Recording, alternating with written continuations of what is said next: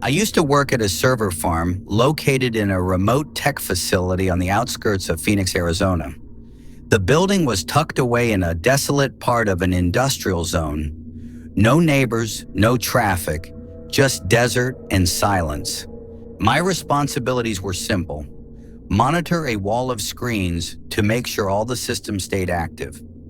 If a server went offline, I'd head down to the hardware bays and do a manual reboot.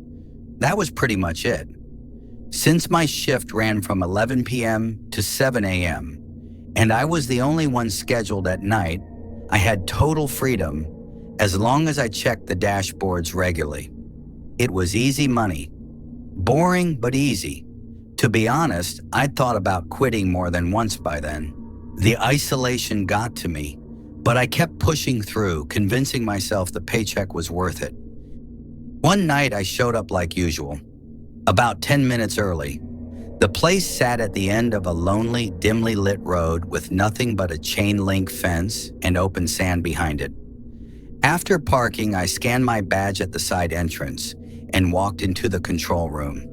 That week, I was engrossed in watching a sci-fi series near my monitor to keep me awake during the boring hours.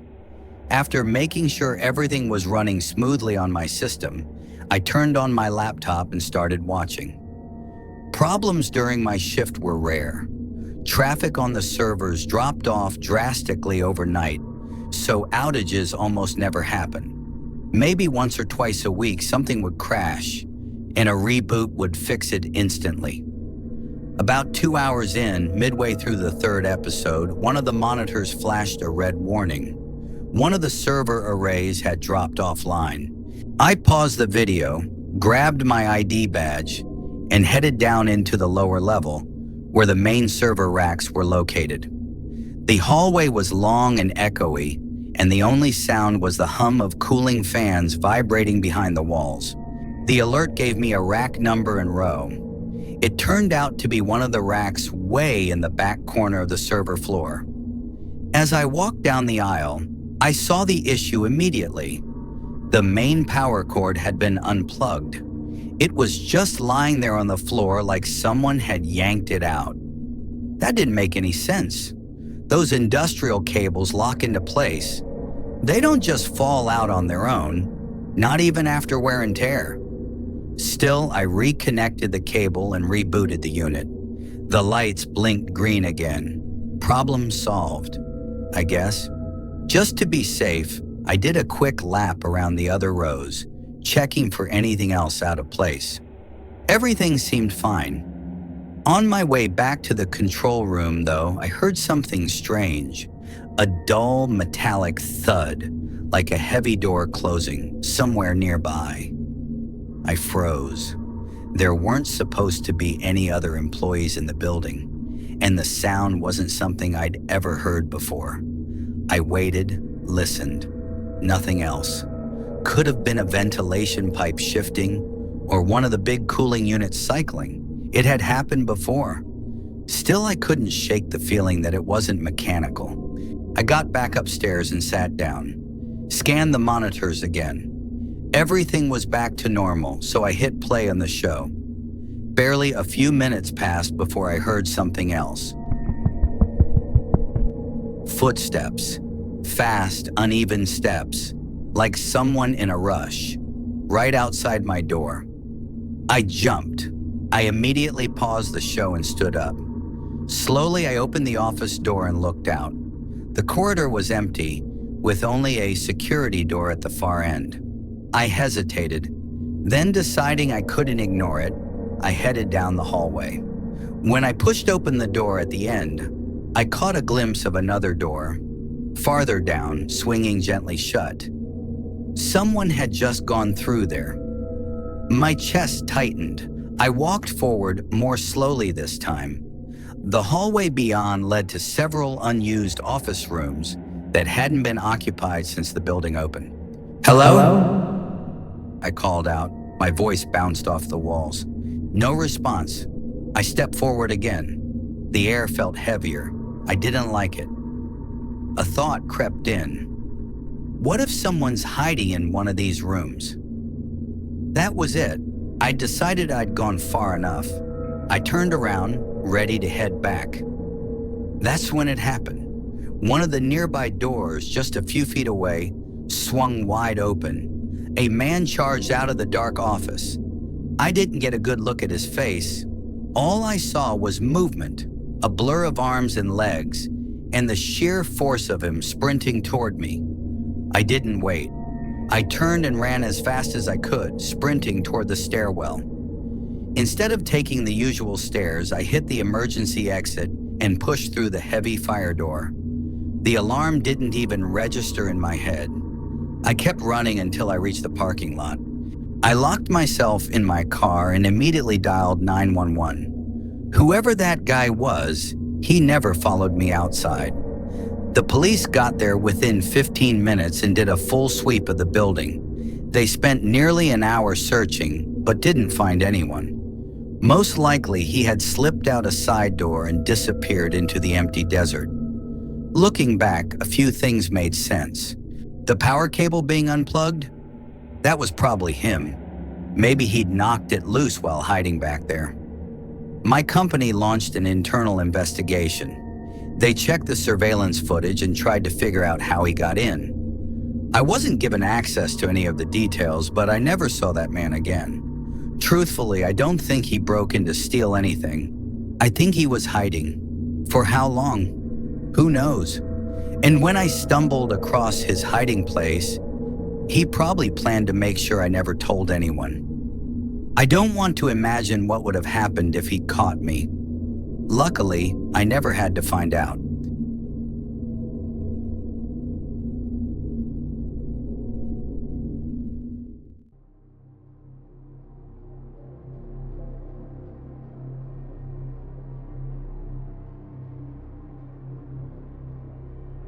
Back when I was around 26, I worked the night shift at a small roadside diner just outside Eugene, Oregon. The place wasn't fancy. Basic booths, a faded menu, and food that was far from 5 stars. But what made it stand out was that it never closed. Open 24/7, it attracted all kinds of late-night wanderers, especially the intoxicated kind. I usually ran the place solo during my shifts, and honestly, I didn't mind at all. Most of the food was simple: burgers, fries, eggs, and when things were slow, I had the run of the place. It was quiet, predictable, and kind of peaceful. This particular Wednesday night started off just like any other. I clocked in at 10 p.m., took over from the evening guy, and did a quick walkthrough of the kitchen. I stocked a few things, wiped the counter, then settled in behind the register, expecting another uneventful night. The first couple of hours passed with just a few tired truckers grabbing coffee or pie. But by 1 a.m., everything fell silent. No cars pulled up, no orders rang through. The place was still. I kicked back in a chair near the kitchen, half watching a video on my phone, when I suddenly heard the chime above the entrance door go off. I figured someone had wandered in, so I stood up and headed toward the front. But the second I had a clear view of the dining area, I froze. No one was there. I scanned every booth, the hallway to the restrooms, even peeked behind the counter. Nothing. It was completely empty. I chuckled a little to myself, thinking maybe I was just hearing phantom sounds after so many nights of the same routine. Shaking it off, I walked back to the back and sat down. I didn't think much more about it until 15 minutes later. Again. This time, I hadn't been distracted. I heard it loud and clear. I jumped up and rushed to the front, but again, the place was deserted. Feeling a bit unnerved, I opened the front door and looked out into the parking lot. No cars, no footsteps in the gravel, no wind, nothing, just eerie stillness. I messed with the door a little to see if it could make the bell sound on its own, but unless it was opened, it stayed silent. That's when I realized something weird was definitely going on. Still, I figured maybe it was a freak thing with the sensor or spring, and tried not to let it get in my head. I stayed near the counter for about half an hour, waiting for another ring, but it never came. Eventually, I went back to the kitchen. It was close to 3 a.m., a dead hour if there ever was one. I was back in the chair scrolling through my phone again when the doorbell rang for the third time. But this time I didn't get up. I just sat and listened. Nothing. No footsteps, no voices. Still, I called out, "Hello? Anyone out there?" Silence. I sighed and stayed put. The last couple of hours had been completely dead, so I figured I'd just ride it out until closing prep. I kept my phone in hand and tried not to let my imagination run wild. When 4 a.m. rolled around, I started getting the front area ready for the morning crew. As I counted the till, I felt this strange, almost electric tension in the air. I couldn't shake the feeling that I wasn't alone. I kept glancing around, the empty booths, the dark kitchen door swinging slightly open behind me. It all felt wrong, like something was watching me.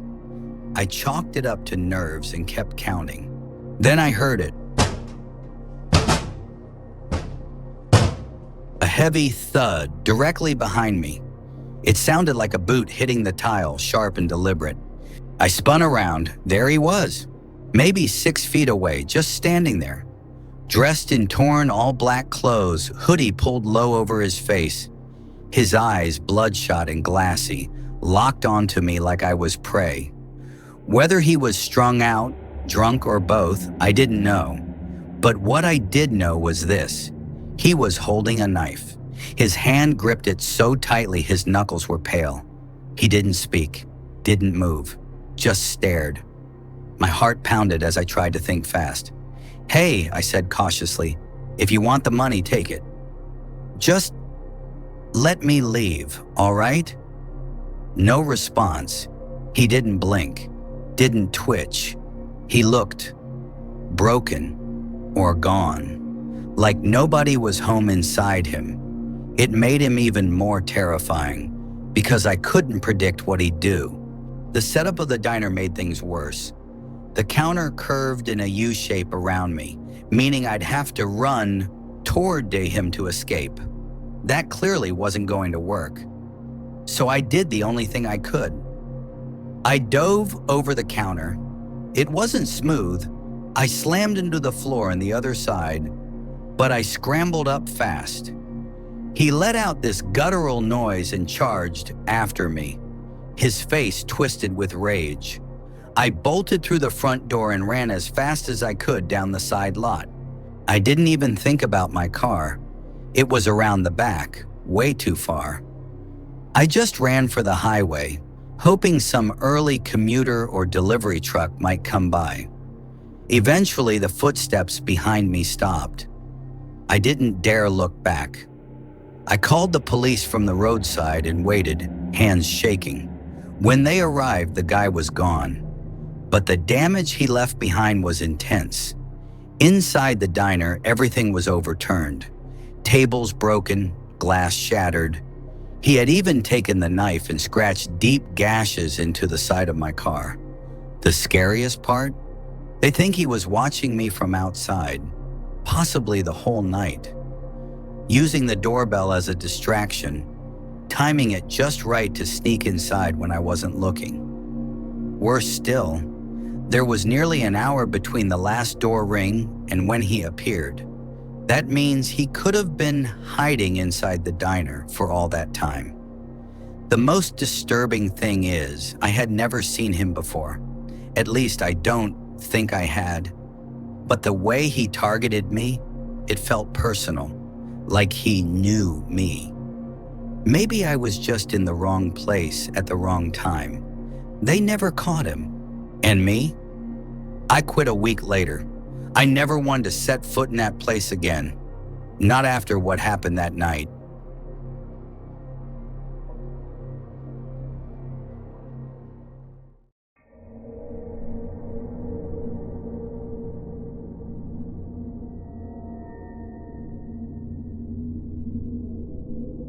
This took place around 3 years ago when I was juggling 2 jobs to save for a down payment on a small townhouse. My main gig was a regular office job from 8 to 4, but I also did rideshare food deliveries in the evenings to bring in some extra money. I often ended up doing about 25 to 30 hours a week just on deliveries, basically every night after work. One evening, after grabbing a quick meal around 7 p.m. in Eugene, Oregon, I started up my app and got to work. It was going pretty well. I had a few great orders with solid tips. Honestly, I should have wrapped it up early and gone home, but I got greedy and wanted to squeeze in just one more good-paying delivery before calling it a night. By 11:15, things had slowed down a lot. The last few requests weren't even worth the gas. Still, I kept cruising around, hoping something worthwhile would pop up before midnight. Then it happened. An order popped up, almost $22 for a drop-off only 10 miles away. I jumped on it instantly. After picking up the food from a late-night diner, I started following the GPS. The roads were mostly empty, so I made good time, but the route led me out toward the outskirts of town, into an area surrounded by thick pine trees, somewhere I didn't even realize had private residences. I kept checking the directions to make sure I wasn't going the wrong way. Eventually, I ended up on a dirt road that was surprisingly smooth and well kept. It stretched deeper into the woods until I reached a gate. It wasn't locked, just 2 stone posts with a chain between them, but the chain was already lowered, so I figured it was okay to drive in. My headlights weren't the brightest, and the tall trees made it darker than usual, but I eventually rolled into what looked like a small clearing or parking area. That's when I got confused. There weren't any houses or cabins, just open space and a wooden sign nearby. It was part of a wildlife reserve. I'd made deliveries to public places before, but I thought state parks and reserves all closed by sunset, and there was no one around, not a soul. Just as I was about to message the customer, my phone rang. A deep, raspy voice answered, almost muffled. He said he could see my location on the map and asked if I could see him. I said no. Then he claimed he was camping nearby with some friends and that if I followed the trail, I'd see their fire not far ahead. I was hesitant, but didn't want to lose a high-paying order.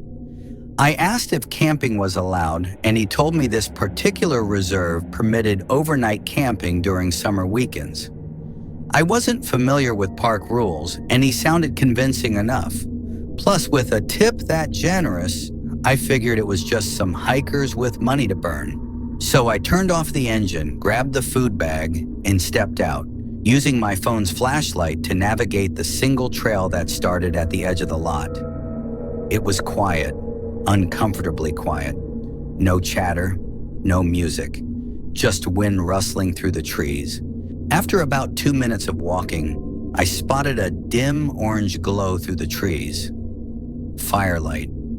But something felt wrong. It wasn't near the trail. It was set far into the woods, and there didn't appear to be a path leading to it. Still, I stepped off the trail and headed toward the fire. As I got closer, the silence grew heavier. No laughter, no talking.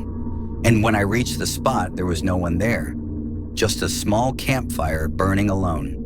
No tents, no gear, no backpacks, nothing. I barely had time to process it when I heard a branch snap behind me. I spun around, heart hammering. Someone was there, a tall figure partially hidden in the dark. I raised my voice a bit, trying to sound calm. "Hey, I'm your delivery guy. I'll just set this down right here." I placed the bag gently on the ground. The figure stepped closer. He had shaggy black hair, an unkempt beard, and wore what looked like an old utility jacket. The moment I heard him speak, I recognized the same rough, distorted voice from the call. He apologized, said he hadn't noticed me approaching, But there was something unnatural about his smile. It didn't reach his eyes.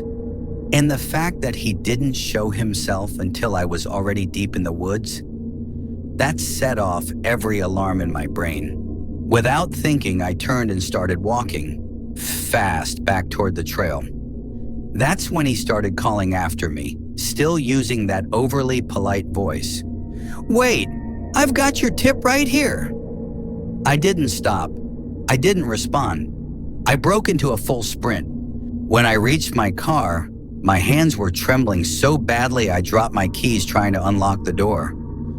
I finally got inside, started the engine, and began backing out, only to hit the brakes hard. The chain across the entrance was back up. It hadn't been there before. I stared at it, heart pounding, unsure what to do.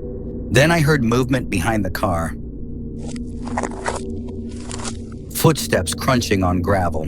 Without hesitating, I swerved hard to the right, barely squeezing past one of the pillars and bumping over the grass beside it.